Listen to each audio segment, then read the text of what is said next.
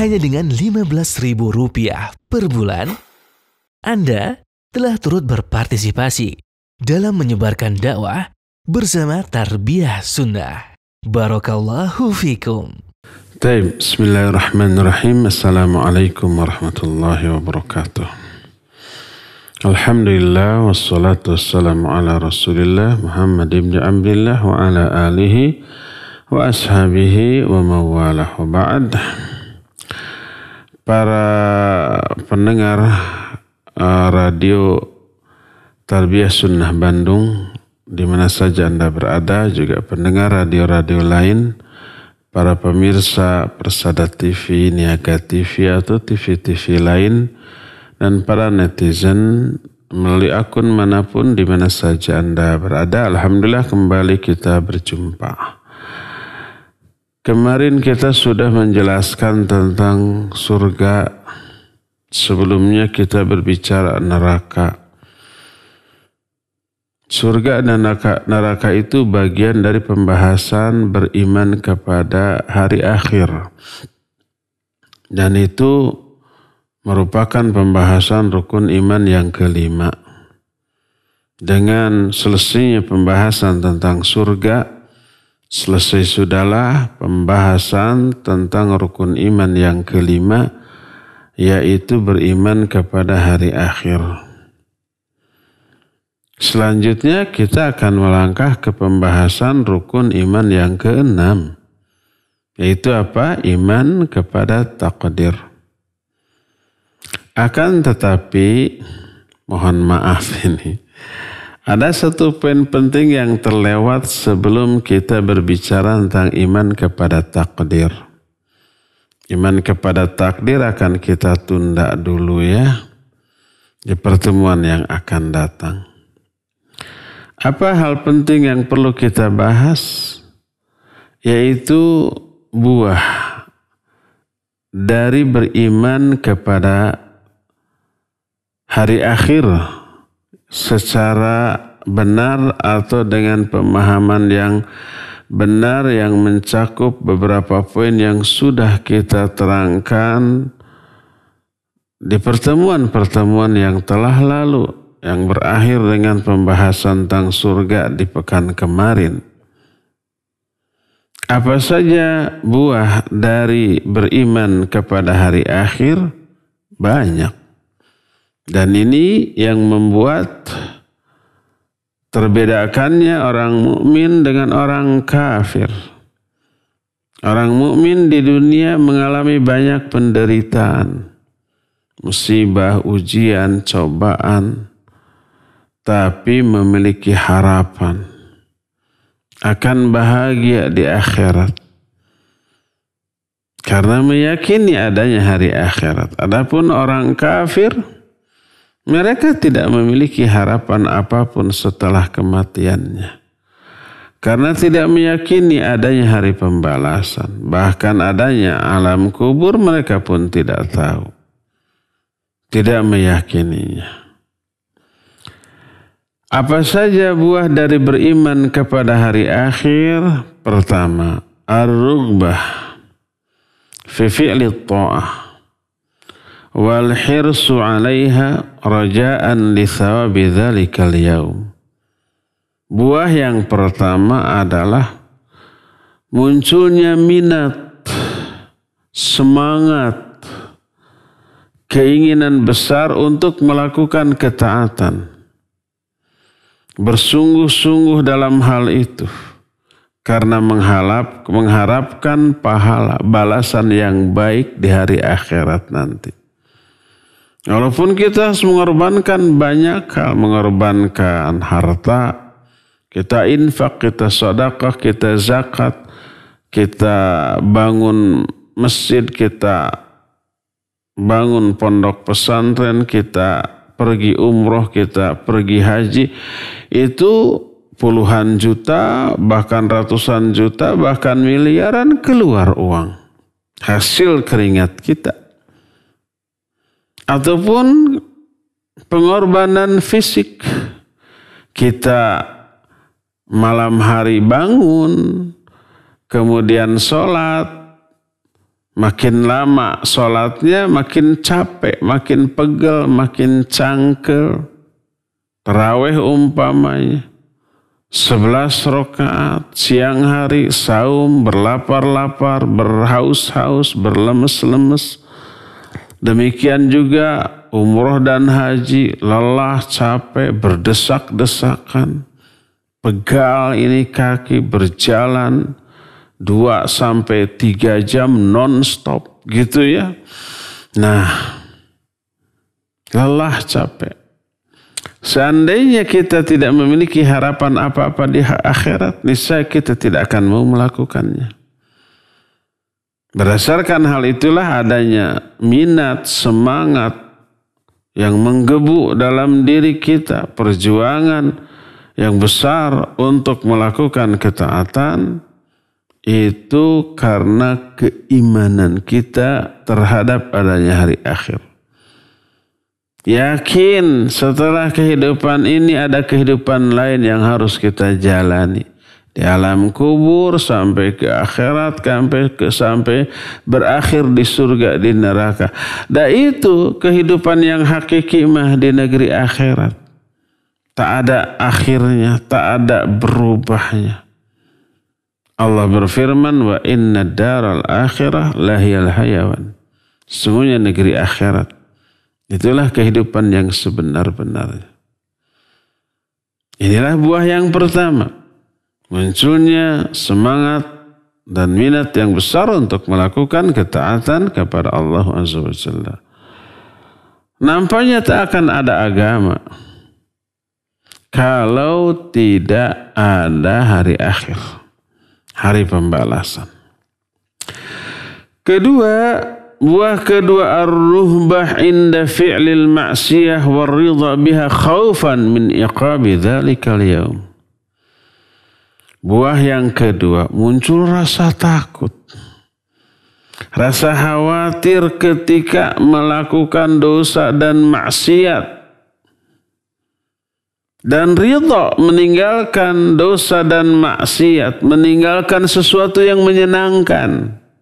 Rata-rata berbuat dosa dan maksiat itu menyenangkan, makanya pengikutnya lebih banyak. Pelaku dosa maksiat lebih banyak daripada pelaku amal dan ketaatan. Kita ridha meninggalkan semua yang menyenangkan karena takut terhadap azab yang akan kita terima di hari akhir nanti. Kenapa umpamanya kita tidak mencuri padahal kesempatan mencuri itu ada? Kenapa kita tidak mabuk padahal konon katanya mabuk itu menyenangkan? Kenapa kita tidak berzina padahal berzina itu menyenangkan? Kenapa kita tidak bergibah padahal gibah itu seru loh? Itu karena takut terhadap risiko yang harus kita terima di alam kubur, di akhirat nanti. Kalau tidak meyakini adanya alam kubur, tidak meyakini adanya alam akhirat, wah, kita bisa tunggul dirurut, catang dirumpak, serba dilabrak asal menyenangkan kita akan lakukan. Nggak peduli halal haram, nggak peduli dosa dan pahala, nggak peduli terhadap akibat yang kita akan alami kelak. Enggak. Kalau kita tidak beriman kepada adanya hari akhirat. Atau jangankan azab di akhirat ya, hukuman di dunia juga. Kita sering hindari dalam berlalu lintas tuh. Kenapa kita tidak langgar lampu merah? Kenapa kita tidak berani parkir di letter P coret, stop di letter S coret. Tidak berani U-turn di U coret, balik arah gitu. Kenapa umpamanya kita pakai helm, kenapa kita pakai sabuk ketika berkendara? Selain ada risiko kecelakaan yang fatal bila itu terjadi, juga ditindak. nggak mau ditilang, nggak mau berurusan dengan polisi lalu lintas, nggak mau keluar uang, nggak mau waktunya tersita oleh urusan tilang. Makanya banyak orang taat. Masih mending di Indonesia cuma puluhan ribu atau maksimal ratusan ribu. Kalau di negara-negara yang sudah maju, di Eropa, di Amerika, di Timur Tengah, bisa jutaan itu. Melanggar lampu lalu lintas aja bisa 10 juta rupiah kalau dirupiahkan. Dendanya itu tuh. Dan tidak harus dibayar, tidak bisa disuap karena bukan orang yang bukan petugas di lapangan yang menindaknya. Nggak ada petugas di sana di jalan-jalan. Melanggar nggak akan langsung di stop, tapi ada kamera. Melanggar lampu merah jepret, sudah. Besoknya datang tagihan ke rumah. Anda melanggar lampu merah. Nih buktinya, ada foto. Silakan langsung bayar dendanya. Mau sekarang boleh, mau nanti boleh, mau bulan depan 2 bulan lagi boleh. Tapi semakin ke sana berbunga dendanya loh. Makin rugi kita. Nggak akan dibayar selama-lamanya. Dipersulit segala-galanya. Orang Indonesia yang ada di luar negeri kemudian melanggar, gak dibayar-bayar, jangan berharap bisa pulang ke Indonesia nanti. Begitu pulang ke Indonesia di bandara diperiksa, muncul catatan ini punya hutang besar ke negara akibat melanggar. Tuh. Karena itulah mereka takut. Di sana itu tengah malam sepi, nggak ada orang, nggak ada mobil, nggak ada polisi, nggak ada petugas apapun. Lampu merah berhenti, nggak ada mobil lain, nggak ada kendaraan lain, aman, tidak ada polisi, aman. Tetap nggak berani dilanggar itu lampu merah. Begitu dilanggar, gara-gara sepi, jepret langsung. Lampu blitz kamera yang ada di sana menyala. Kerekam. Tuh udah nggak ada debat dengan petugas langsung. Itu mah ada ada dendaan. Karena itu mereka disiplin. Takut terhadap ancaman hukuman terhadap pelanggaran. Itu baru di dunia. Orang di sana disiplin, orang di sana taat, orang di sana itu benar-benar menunjukkan akhlak berkendara karena takut terhadap denda yang begitu besar. Kalau dendanya kecil atau petugasnya bisa diajak kompromi, bisa dilanggar itu. Langgar aja. Paling berapalah 50 ribu, 100 ribu. Kita akan mengejar keuntungan miliaran. Bisa begitu nanti ya. Ini baru dunia, apalagi akhirat. Azab di alam kubur sampai azab di akhirat. Dahsyatnya luar biasa. Tak ada bandingannya dengan di dunia. Makanya orang yang meyakini akan adanya hari akhirat dan pembalasan di sana takut untuk berbuat dosa dan maksiat. Takut. Akhirnya itu menjadi pengerem dari semua dosa dan kemaksiatan. Ini buah yang kedua dari beriman kepada hari akhir. Ketiga,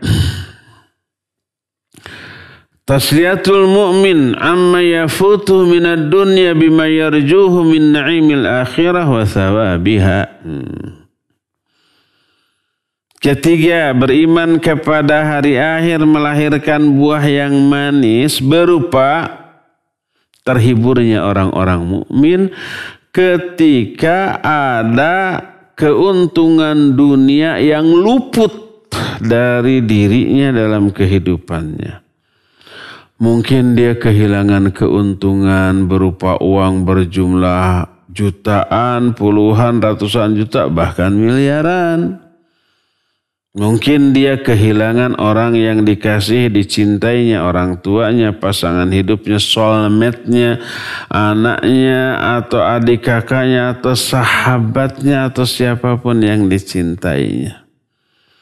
Mungkin dia kehilangan jabatan, pangkat, atau umpamanya kekuasaan, terebut secara zalim dari dirinya. Hilang berbagai macam keuntungan dunia. Atau kebebasannya terenggut dari dirinya karena terkena penyakit. Biasanya bebas ke sana kemari karena sakit nggak bisa. Apalagi kena COVID umpamanya harus isoman.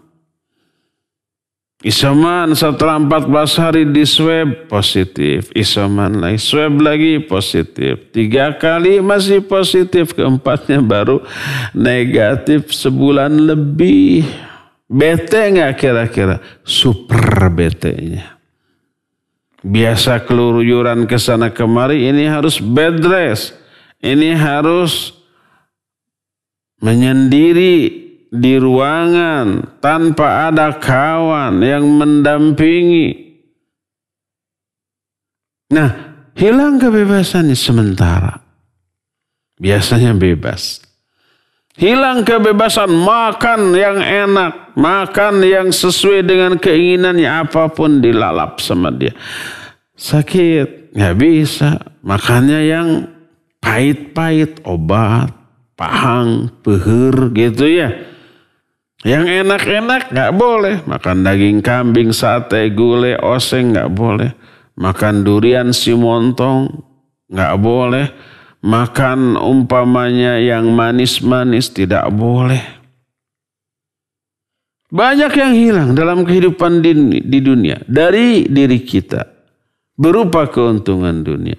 Seorang mukmin akan memperoleh hiburan. Apa hiburannya? Banyak. Penderitaan menggugurkan dosa. Penderitaan melahirkan pahala kesabaran. Penderitaan itu membuat doanya lebih didengar, lebih dikabul oleh Allah Azza wa Jalla.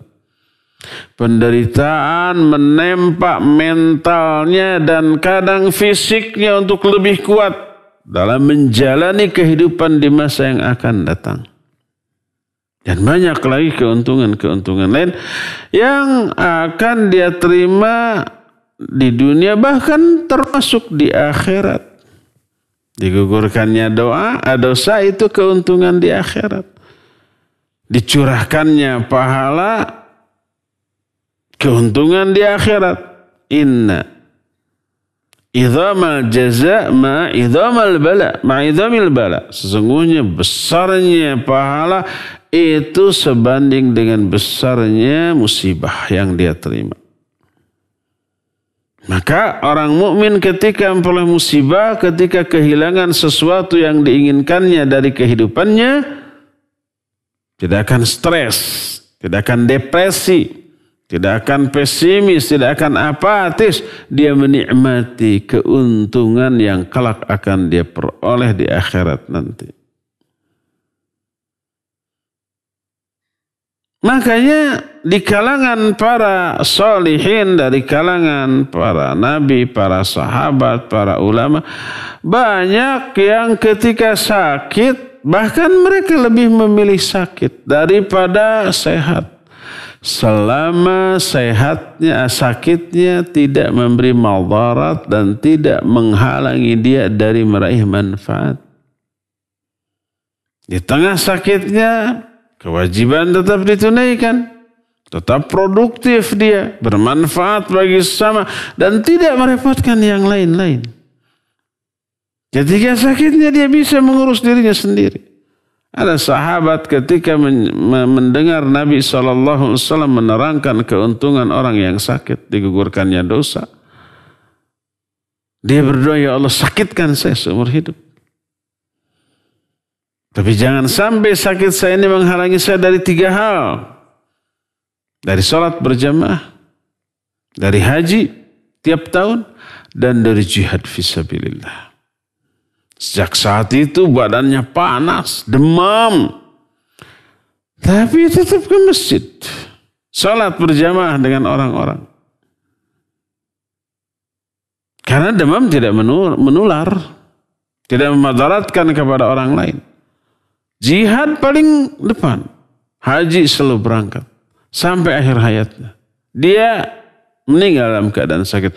Karena mengetahui besarnya pahala. Dan keuntungan dari sakit, dosanya gugur, pahalanya besar. Sehingga dalam salah satu hadis yang diriwayatkan oleh Imam At-Tirmidzi dengan sanad yang hasan, berkata Rasul alaihi salatu wasallam, yawaddul afiyati yaumal qiyamah law anna juluduhum quridat bil maqarid lima yarawna thawaba ahlil bala yaumal qiyamah. Nanti orang-orang yang ahlul afiyah ketika di dunia. Ahlul afiyah itu orang-orang yang selalu sehat ketika di dunia. Pada hari kiamat nanti berangan-angan. Seandainya dulu ya ketika di dunia kulit saya ini digunting-gunting, dipotong-potong sampai menderita gitu. Niscaya saya untung. Itu dia katakan ketika melihat besarnya pahala yang Allah berikan kepada ahlul bala. Ahlul bala itu orang-orang yang selalu memperoleh musibah ketika hidup di dunia. Ternyata musibah itu mengundang banyak pahala, menggugurkan dosa. Pas orang yang di dunia selalu sehat, pas di akhirat, mereka dapat pahala yang banyak, saya mati tidak. Lalu berangan-angan, coba kalau ketika di dunia dulu saya menderita seperti itu ya. Kabitaun, kata orang Sunda. Jadi ketika tahu terhadap keuntungan musibah, orang mukmin tidak stres, tidak depresi. Dia terhibur dengan banyak keterangan ayat, hadis-hadis yang sahih, penjelasan para sahabat, para ulama tentang untungnya orang-orang yang terkena musibah. Dan itu akan mereka dapatkan kelak di akhirat. Ini salah satu di antara buah dari apa? Buah dari beriman kepada adanya hari akhir. Dan banyak lagi tuh buah-buah yang lainnya. Dari keimanan kepada hari akhir. Akan tetapi banyak orang yang mengingkari. Terutama orang-orang kafir. Kalau ada orang Islam yang ingkar kepada adanya hari akhir. Kafir dia. Murtad dia. Salat rajin. Tidak hanya yang fardu, yang sunnah. Saum Ramadan selalu tamat. Zakat tiap tahun selalu keluar. Umroh haji tiap tahun. Bahkan umroh juga tiap bulan karena banyak uang. Tapi dia tidak beriman kepada adanya hari akhir. Aneh ya. Kufur dia, murtad dia. Kalau ingkar kepada hari akhir. Dan mustahil orang yang ingkar kepada hari akhir mau sholat, mau umroh dan haji, mau saum dan seterusnya. Kalau toh saum mungkin niatnya diet. Bukan karena ingin pahala. Kan pahala di hari akhirat. Sementara dia tidak mengimani adanya hari akhirat. Mustahil. Hanya orang-orang kafir yang ingkar kepada adanya hari akhir. Lalu mereka menyatakan gak mungkin adanya hari akhir. Gak mungkin kita yang sudah mati nanti hidup lagi. Gak mungkin kita yang sudah hancur tulang belulang, apalagi dagingnya karena dikubur di dalam tanah nanti akan dihidupkan lagi. Mustahil. Gak masuk akal, gak rasional, gak logis, gak realistis, kata mereka begitu. Padahal nih, hujjah atau argumentasi mereka yang menolak adanya hari akhir terbantah oleh 3 jenis dalil. Dalil apa? Pertama dalil syar'i, ayat dan hadis. Kedua dalil hissi. Apa dalil hissi? Nanti akan kita terangkan. Ketiga dalil akal. Adanya hari kiamat itu logis. Adanya hari kiamat itu rasional. Adanya hari kiamat itu masuk akal. Nanti kita akan terangkan itu.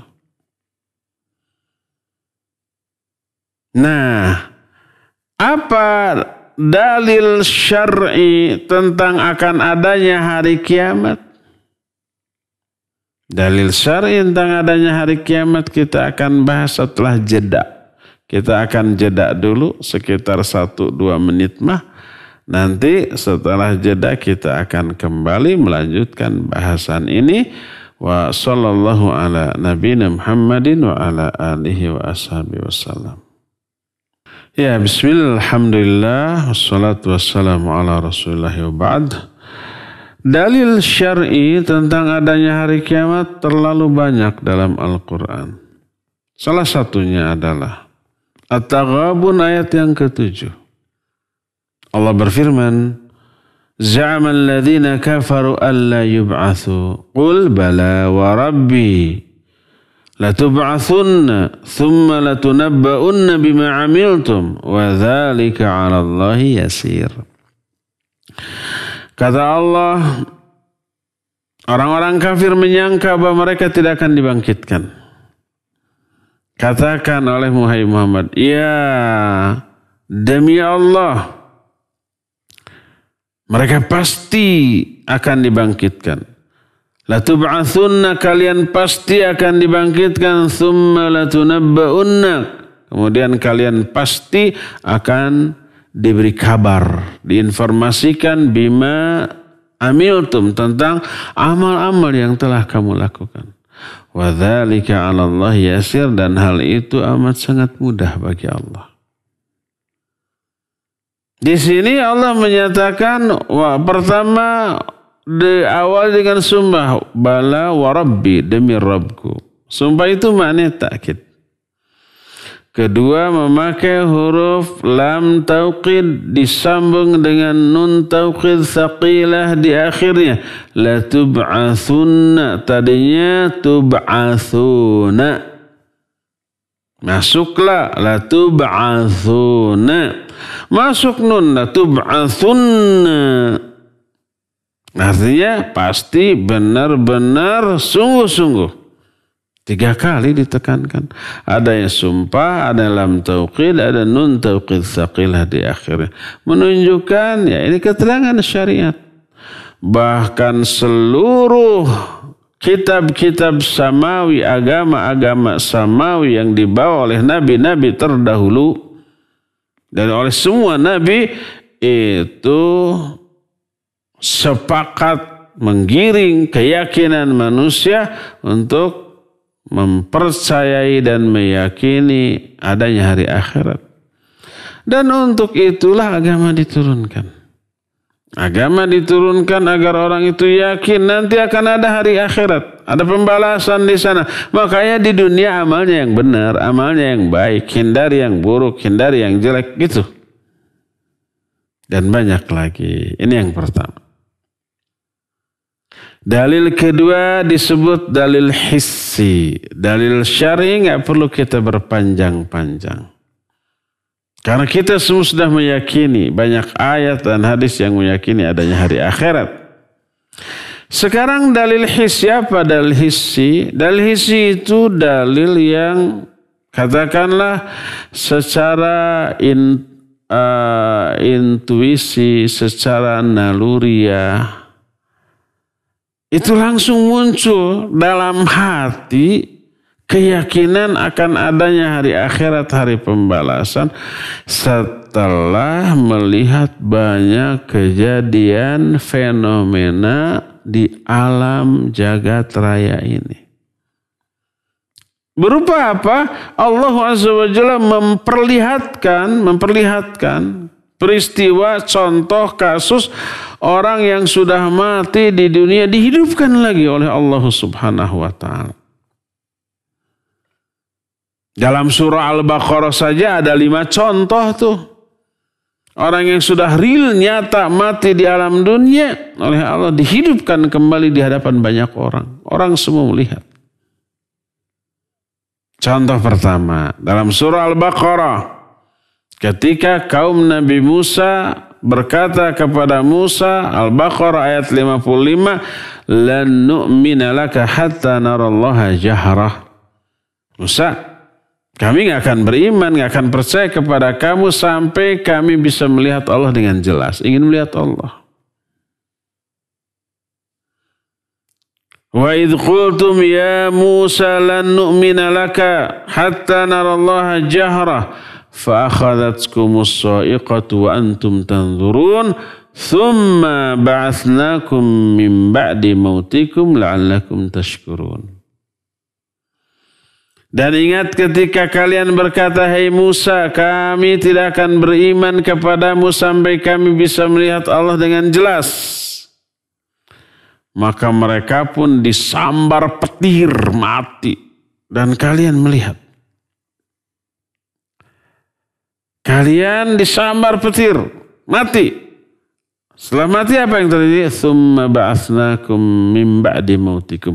Lalu kami bangunkan kembali, kami hidupkan kembali kalian setelah kematian kalian agar kalian bersyukur diberi kesempatan hidup yang kedua untuk memperbaiki. Ini yang pertama. Kedua, masih tentang kisah kaumnya Nabi Musa. Di kalangan kaum Nabi Musa ada orang yang mati, orang kaya mati, terbunuh, dibunuh. Tapi siapa pembunuhnya nggak ada yang tahu.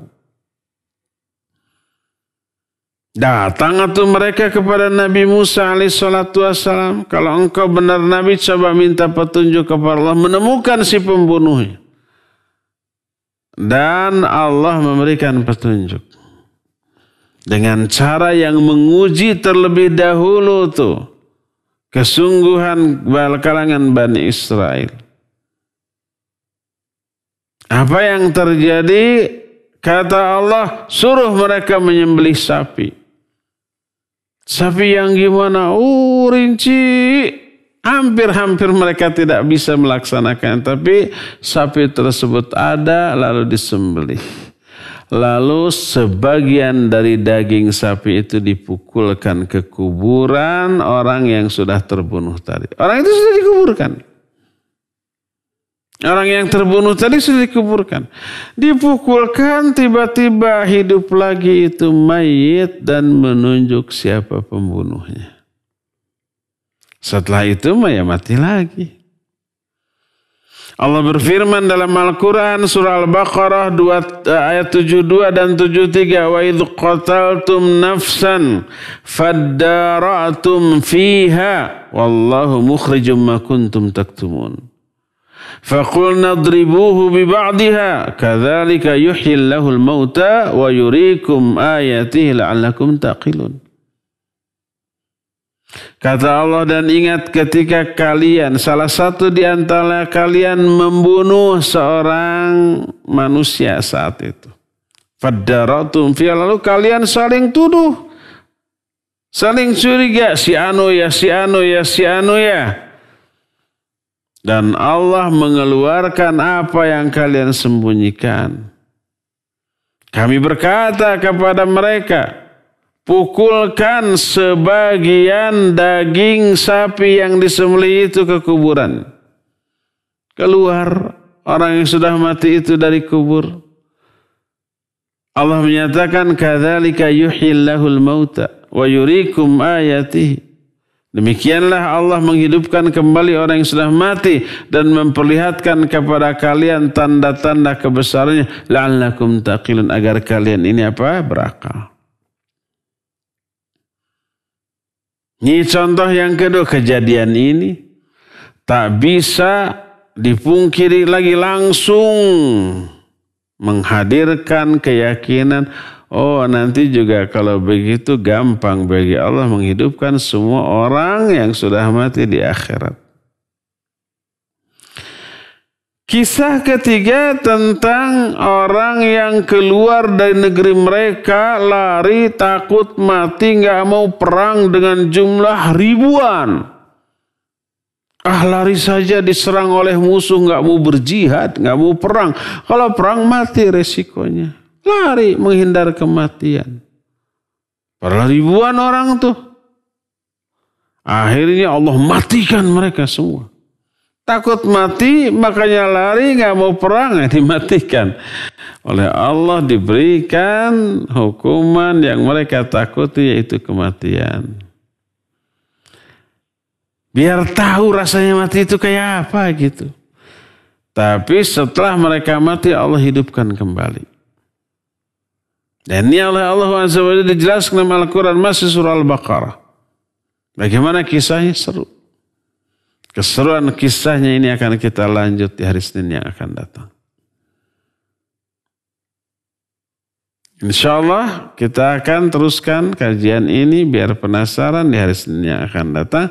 Untuk sekarang karena waktunya sudah lewat dari yang semestinya, kita cukupkan sampai di sini dan kita masuki sesi tanya jawab. Dan mohon nanti dalam pertanyaan nggak boleh ada pertanyaan, Ustaz bagaimana kelanjutan kisah tadi ya? Nanti ya. Silakan. Wassallallahu ala nabiyina Muhammadin wa ala alihi wa wasallam. Nah, syukran Ustaz atas penyampaian materi kajian di kesempatan pagi hari ini. Dan untuk selanjutnya kami buka sesi tanya jawab bagi para pendengar juga pemirsa yang akan bertanya secara langsung kepada Al Ustadz. Kami silakan hubungi kami di nomor telepon 022 86862637 atau melalui pesan singkat di nomor 081122714676. Baik, kita tunggu penelpon yang pertama. Baik, kalau tidak ada kita bacakan pertanyaan yang melalui pesan singkat Ustaz, melalui WhatsApp yang sudah masuk. Dari Abu Hanan di Baros, Cimahi. Ustadz, ada orang yang terbiasa sholat berjamaah di masjid. Suatu ketika dia sengaja tidak sholat di masjid karena tanggung dengan kesibukan. Apakah orang ini mendapat pahala berjamaah sebagaimana biasanya Ustadz? Barakallahu fiik. Iya, Abu Hanan di Cimahi, wa fika barakallah. Orang terbiasa sholat berjamaah di masjid suatu saat tidak karena ada kesibukan dunia. Apakah kesibukan dunia ini menjadi uzur sehingga dianggap sholat berjamaah, dianggap dapat pahala sholat berjamaah? Iya, bisa ya, bisa tidak. Tergantung apa? Tergantung urusan dunia yang sedang ditanganinya. Kalau urusan dunia itu tidak daruri sifatnya, umpamanya bekerja, dagang, lagi marema nih, marema itu lagi laku-lakunya, kemudian azan, dia tunda sholatnya, dia melayani dulu pembeli jam 1 baru dia sholat sendirian, maka dia berdosa. Kepentingan melayani pedagang itu bukan daruri sifatnya. Tidak mengancam nyawa. Tidak membuat ada orang yang berisiko sakit atau seterusnya, enggak. Dia berdosa dan hanya memperoleh satu pahala sholat sendirian saja. Tidak dapat sholat berjamaah. Pahala sholat berjamaah tidak dia dapat. Karena uzurnya bukan uzur syar'i. Tapi kalau uzurnya, uzur duniawi itu sesuatu yang sifatnya darurat, mengancam nyawa orang. Seperti seorang dokter bedah. Dia harus mengoperasi dari jam 11. Yang apabila pas azan, aduh saya harus sholat dulu berjamaah, mati itu pasien.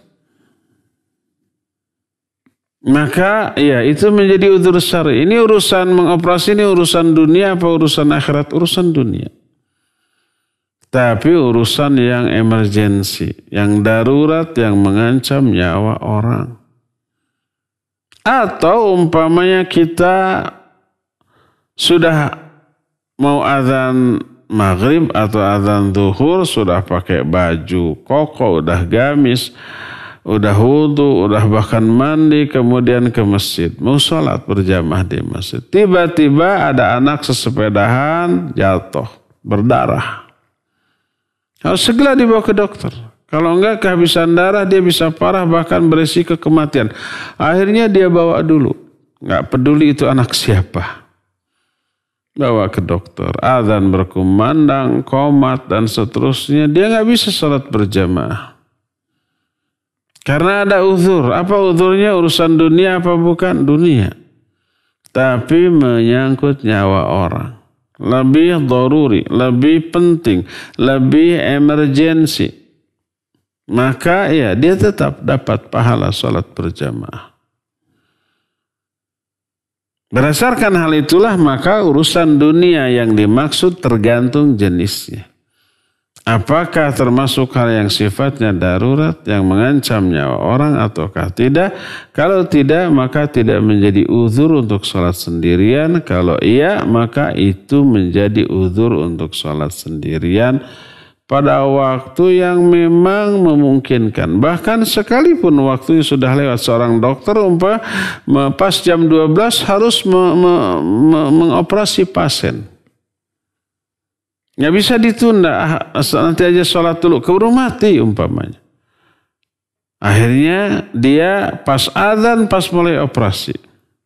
Karena tidak bisa ditunda. Selesai jam 4. Sudah asar. Asar pun malah sudah bubar berjamaahnya. Akhirnya dia sholat sendirian untuk 2 sholat, zuhur dan asar. Dijamak pada waktu asar. Karena ada uzur yang darurat sifatnya, ya dia dapat pahala sholat berjamaah. Wallahu a'lam bishawab. Silakan lagi.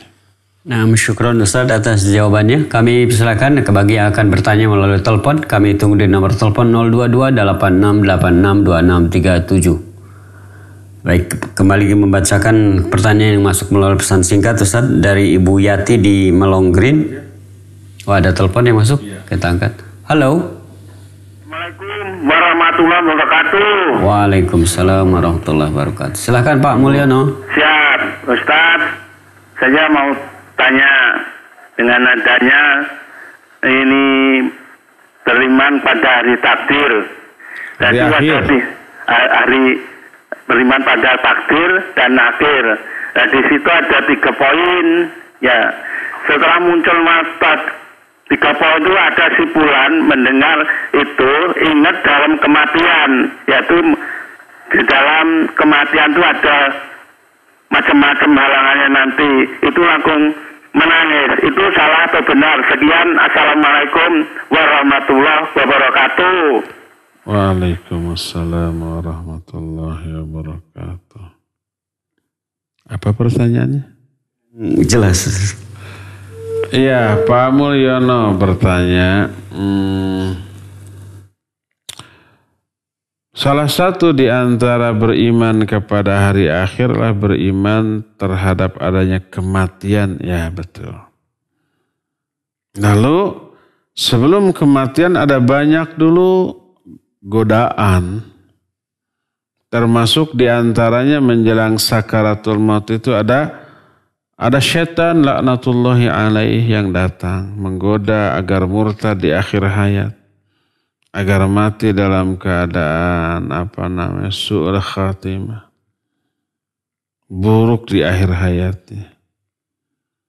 Apakah percaya kepada hal yang seperti itu benar atau tidak? Betul. Itu yang disebut dengan fitnah kematian. Wa na'udzubika min fitnatil mahya wal mamat. Berlindung kepada engkau. Kami berlindung kepada engkau dari fitnah kehidupan dan fitnah kematian. Yang dimaksud fitnah kehidupan ya ujian, musibah, azab di dunia ketika hidup. Dan yang dimaksud fitnah kematian adalah fitnah godaan menjelang kematian. Pada waktu sakaratul maut. Datang syaitan terlihat dalam pandangan orang yang akan mati itu seperti orang yang sangat dihormati dan ditaatinya. Mungkin orang tuanya, mungkin gurunya. Padahal itu setan yang menjelma lalu mengajak murtad. Mut Nasraniyan fa innahu khairul adyan. Mut Yahudiyan fa innahu khairul adyan. Matilah kamu sebagai Nasrani karena itu sebaik-baik agama. Kata yang lain, matilah kamu sebagai Yahudi karena itu sebaik-baik agama.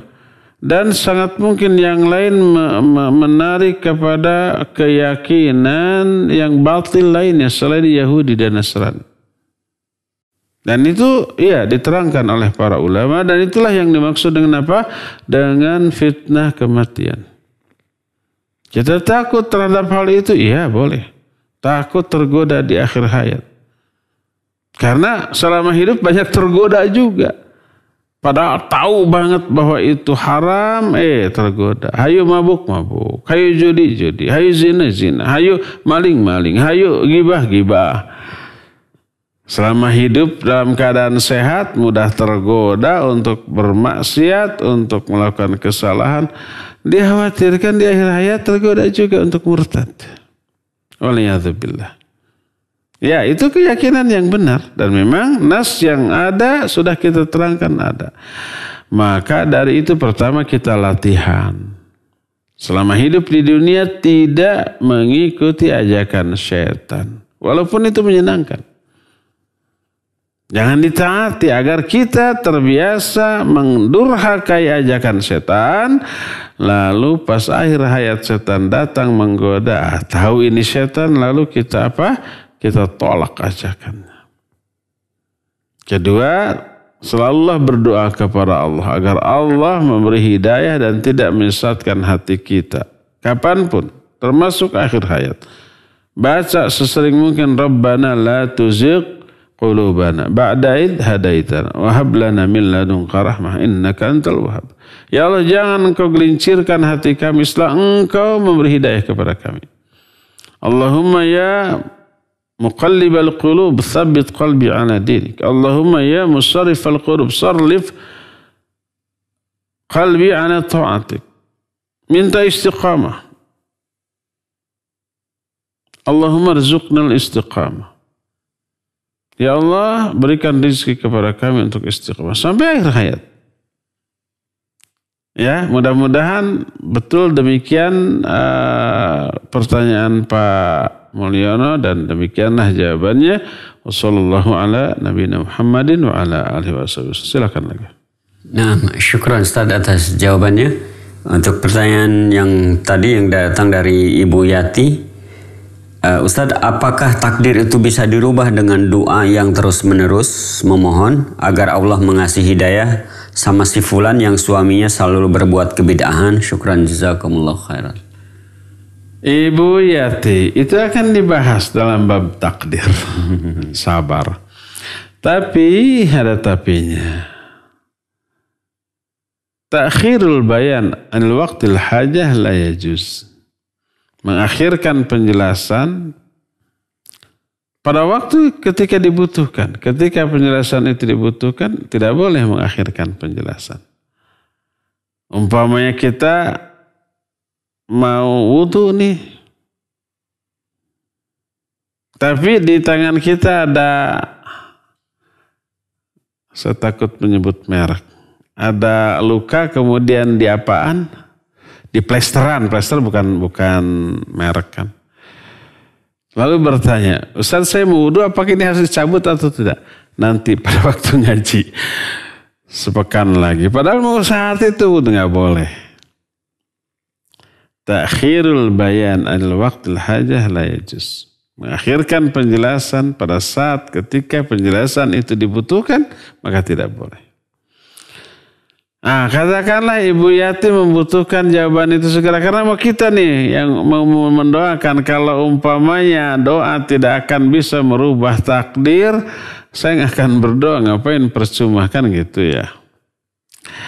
Pertama, apakah doa bisa merubah takdir? Bisa iya, bisa tidak. Loh kok bisa pilihan begitu ya? Tergantung penjelasan, tapi penjelasannya sama.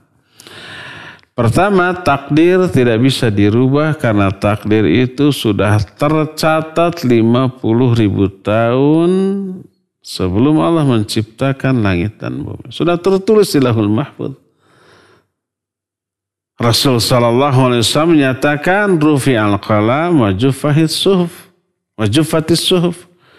Qalam sudah diangkat. Qalam itu maknanya pena pencatat takdir. Sudah diangkat, nggak ada lagi penulisan takdir. Semua sudah tertuliskan. Dan suhuf sudah kering, nggak bisa dihapus. Nggak bisa diganti. Suhuf itu lembaran penulisan takdir tersebut. Dan semua sudah tertulis Lauhul Mahfuz, nggak akan ada perubahan.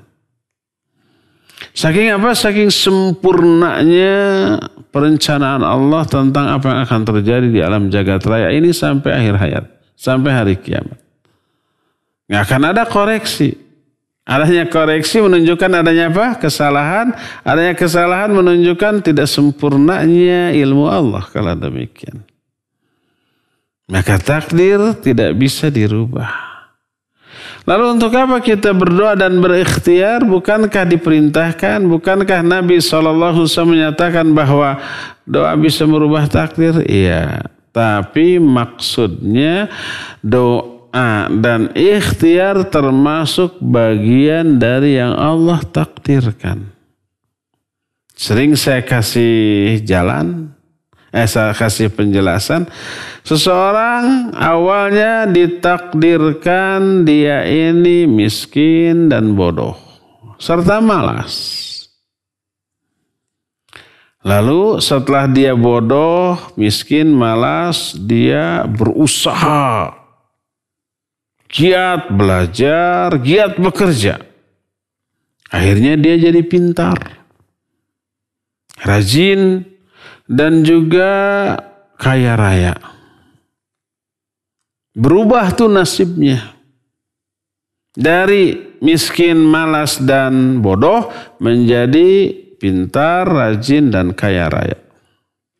Apakah orang itu merubah takdir dengan cara berdoa dan berupaya serta belajar? Tidak, orang itu tidak merubah takdir. Tapi begitulah takdirnya. Awalnya dia ditakdirkan malas, ditakdirkan bodoh, ditakdirkan miskin. Sebagai efek dari kemalasannya.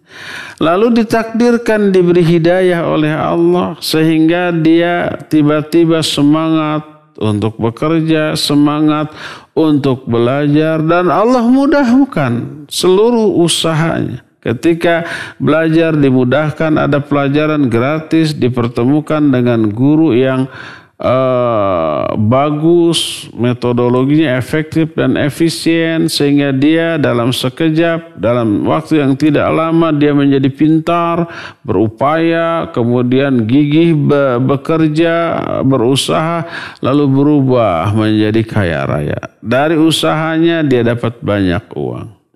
Itu semua takdir Allah. Allah takdirkan awalnya malas, karena itulah dia bodoh, karena itulah dia miskin. Lalu Allah beri hidayah, Allah takdirkan beri hidayah, dan Allah takdirkan dia itu rajin belajar. Allah takdirkan diberikan kemudahan, lalu Allah takdirkan dia pintar, dia kaya. Jadi doa dan ikhtiar termasuk bagian yang Allah takdirkan. Makanya kalau umpamanya di dalam hati kita muncul apa? Keinginan untuk berdoa, keinginan untuk berikhtiar, itu isyarat. Terus lalu kita berusaha, berikhtiar dan berdoa, itu Allah takdirkan untuk kita. Dan itu isyarat akan berubahnya keadaan dia. Itu semuanya takdir Allah Subhanahu wa ta'ala. Ya. Jadi doa dan ikhtiar termasuk bagian dari apa yang ditakdirkan oleh Allah Subhanahu wa ta'ala. Wallahu a'lam. Terakhir ya. Terakhir. Ada pertanyaan dari Abu Ibrahim di Cimahi, Ustaz. Bolehkah mengucapkan usaha tidak akan mengkhianati hasil? Usaha tidak akan mengkhianati hasil. Ini tidak realistis. Artinya apa? Artinya tidak selalu gigihnya usaha melahirkan hasil yang diharapkan. Ada nggak orang yang sudah berusaha maksimal tapi gagal? Banyak, mungkin lebih banyak yang gagalnya daripada yang apa? Yang berhasilnya. Karena ada banyak faktor di luar kekuasaan dia, di luar harapan dia, di luar dugaan dia. Faktor internal, faktor eksternal. Internalnya kondisi kita. Pas kita mau berusaha begini, planningnya bagus, ada teamwork yang solid dan seterusnya, planning bagus, modal banyak, ternyata sakit kitanya, nggak bisa. Allah yang menghalangi usaha tersebut. Dengan apa?